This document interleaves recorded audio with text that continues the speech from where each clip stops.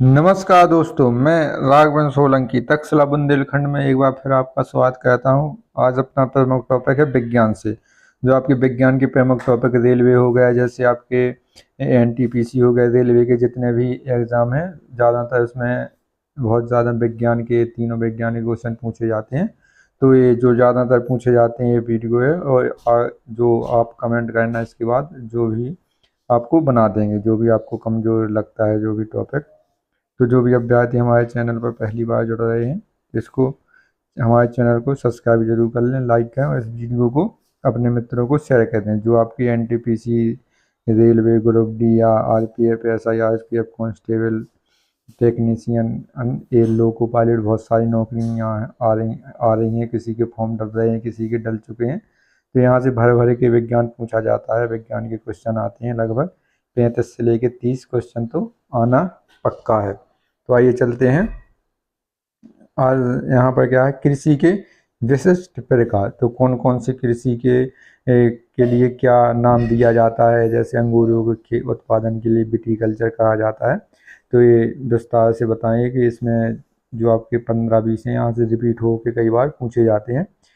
Viticulture बहुत ही ज़्यादा पूछा जाता है, इम्पोर्टेंट है। विटीकल्चर मोस्ट इम्पोर्टेंट, इस पर लगा ली, हर परीक्षा में ये ज़्यादातर देखने को मिलता है।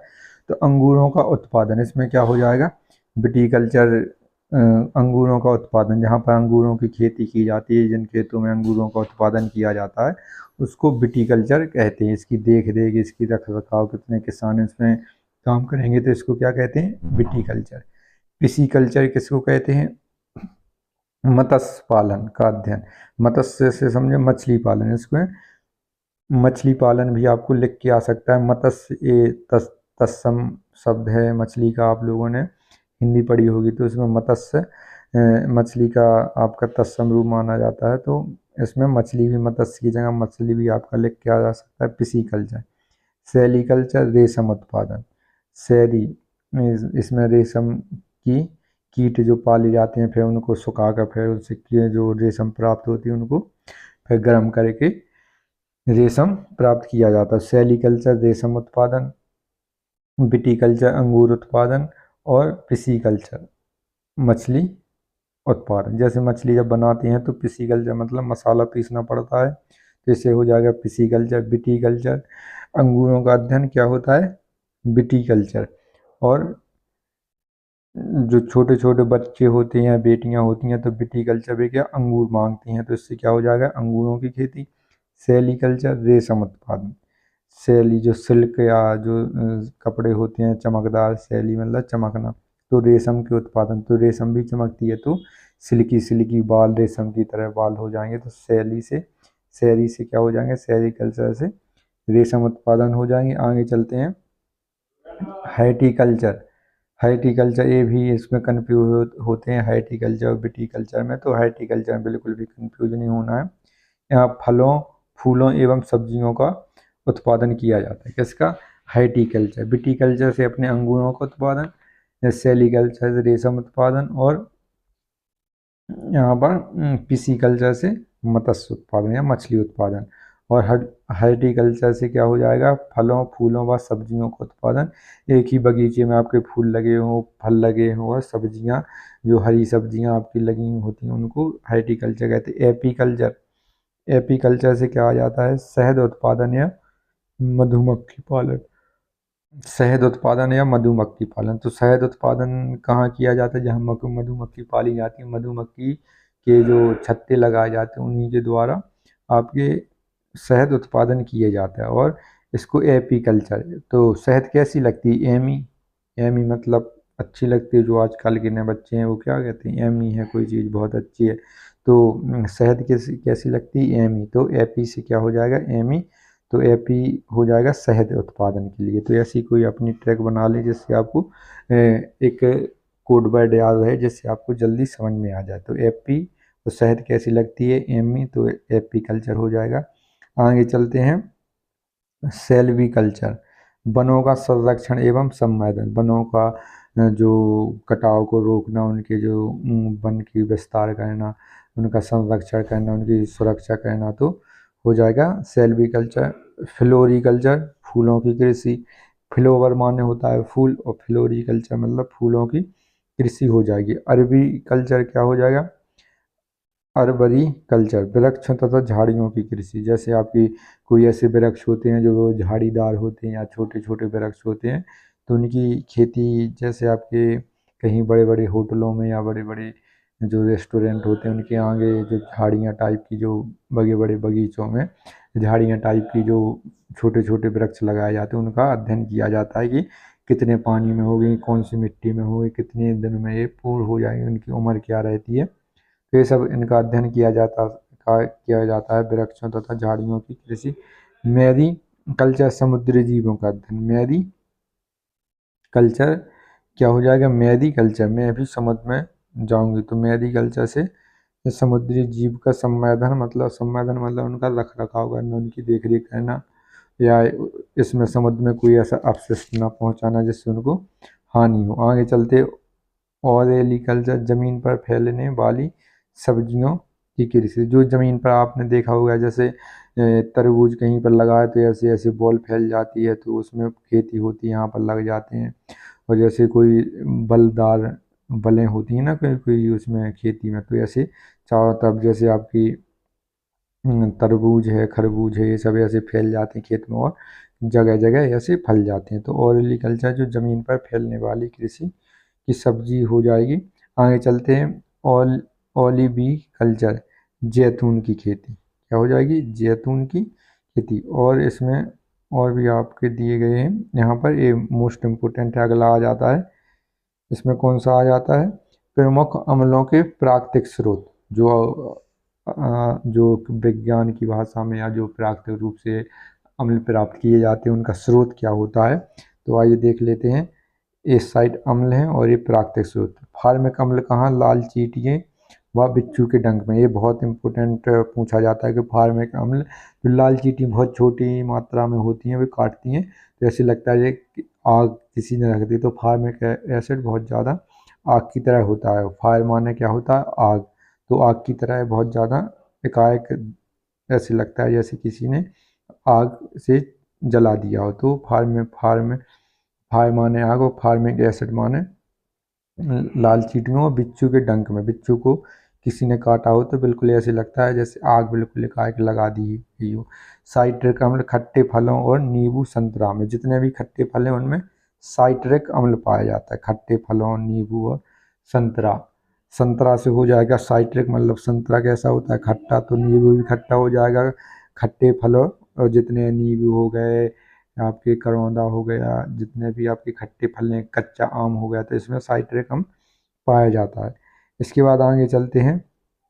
बेंजोइक अम्ल घास, पत्ते, मूत्र में बेंजोइक अम्ल पाया जाता है। बेंजोइक अम्ल मोस्ट इम्पोर्टेंट है, जो आपके सड़े गले में या घास पत्ते हो जाते हैं और मूत्र में अपना जो मूत्र विसर्जन होता है उसमें बेंजोइक अम्ल पाया जाता है। ऑक्जेलिक अम्ल ये मोस्ट इम्पोर्टेंट है।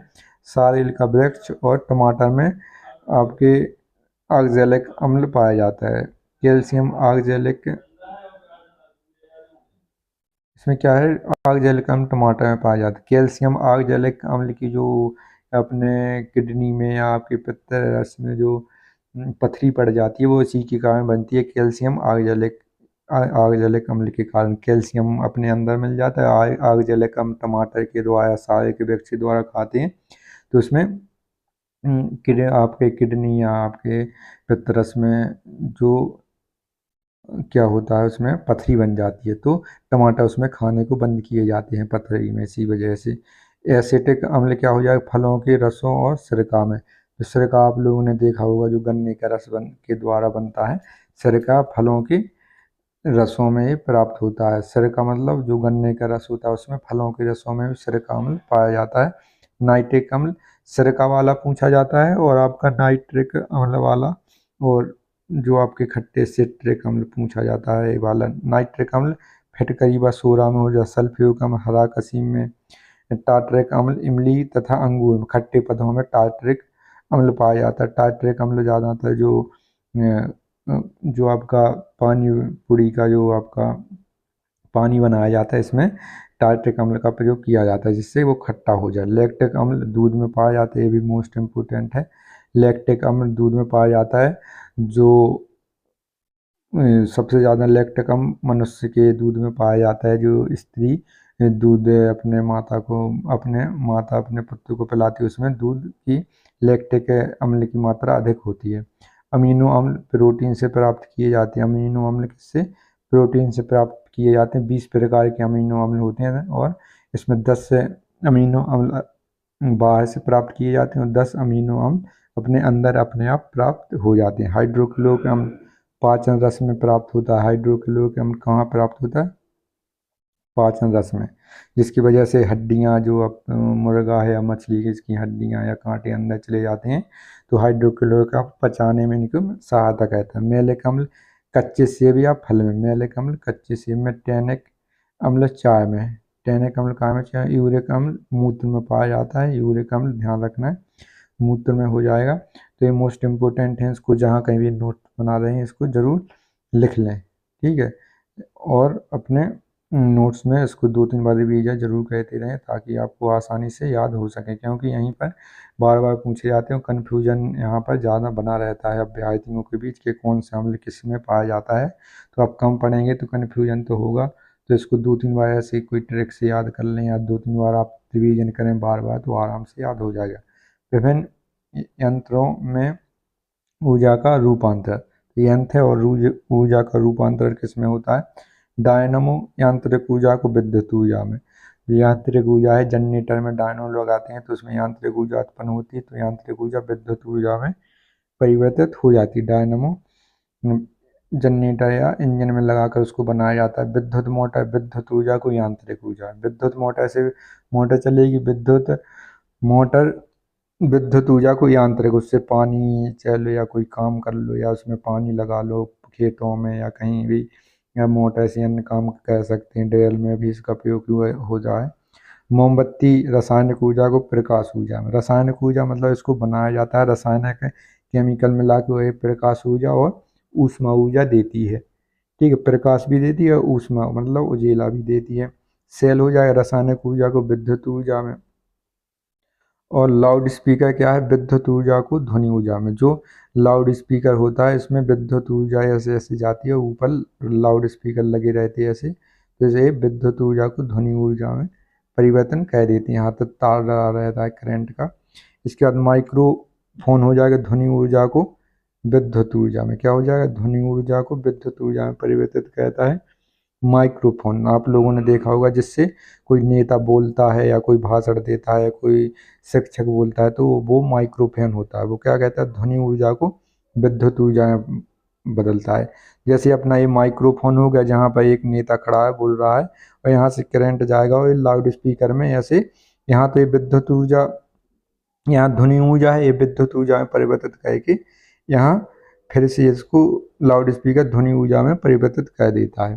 तो ये ध्यान रखना है, ये जरूर ध्यान रखना है, यहाँ पर बिल्कुल भी कन्फ्यूज नहीं होना है। तो जो लाउड स्पीकर विद्युत ऊर्जा को ध्वनि ऊर्जा में और माइक्रोफोन ध्वनि ऊर्जा को विद्युत ऊर्जा में, यहाँ से बोलेंगे ध्वनि ध्वनि विद्युत ऊर्जा में परिवर्तित हो जाएगी और फिर यहाँ लाउड स्पीकर में फिर से ध्वनि ऊर्जा परिवर्तित हो जाएगी। सितार क्या है? यांत्रिक ऊर्जा को ध्वनि ऊर्जा में। सितार क्या है? यांत्रिक चीज़ों से बनी हुई, उसको ऐसे ऐसे टच कहते हैं तो वो ध्वनि उत्पन्न करती है, तारों से बनी होती है वो।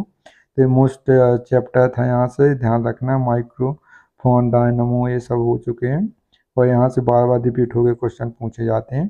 तो और कमेंट में जरूर करें आपको कौन सा विज्ञान का टॉपिक कमजोर लगता है या बहुत कम समझ में आता है, तो ज़रूर हम उस पर वीडियो बनाएंगे। वैसे ही वीडियो देखने के लिए हमारे चैनल को लाइक करें, शेयर करें, सब्सक्राइब करें। जय हिंद।